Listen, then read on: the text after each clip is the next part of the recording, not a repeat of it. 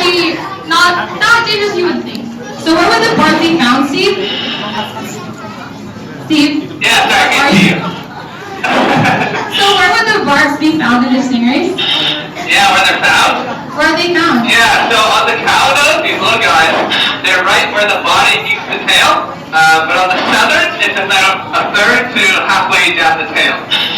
So for the safety of our divers, and you guys as well, since you're allowed to touch the stingrays, we do clip off these barbs. It is painless, they don't have any nerve endings on those parts, and they do lose it every time they use it. It takes 3 to 6 months to grow, which is why stingrays only use them in emergency cases. They're not going to waste it on something that is not technically that dangerous, and they're very selective on where to use it. They will only use it on sharks, which try to eat them, and humans who do step on them. So if you're in a beach full of stingrays, just shuffle your feet in the sand to let them know that you're coming, and it gives them a chance to run away.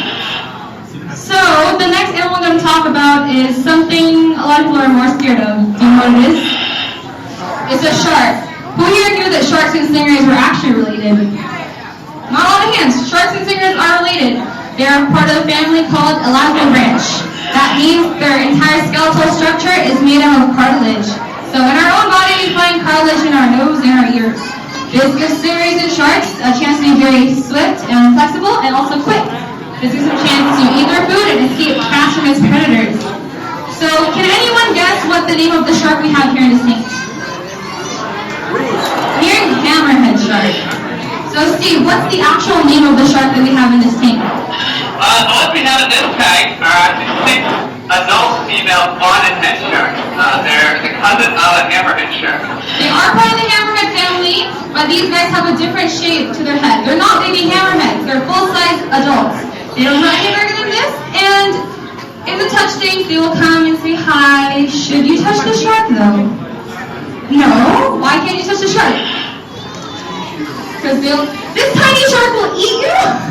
So Steve, what's the real reason why you can't touch the shark? We don't allow people to touch the shark because they have to breathe by a process called ramp ventilation, which means they have to constantly be moving to breathe. And if we touch them, it actually disrupts their breathing and can hurt them. So when sharks sleep, they actually don't stop moving. They shut down a part of their brain, and that keeps them swimming. But stingrays, on the other hand, they have a muscle called the scrotal. It's this thing that flaps behind its eye. So these are water pumps. It brings in water to their gills so they get oxygen. So that's why you can pet the stingrays, because they can still breathe without moving. So I do have a series of questions for you guys about shark-related stuff. So how many people are killed by sharks annually? Any guesses?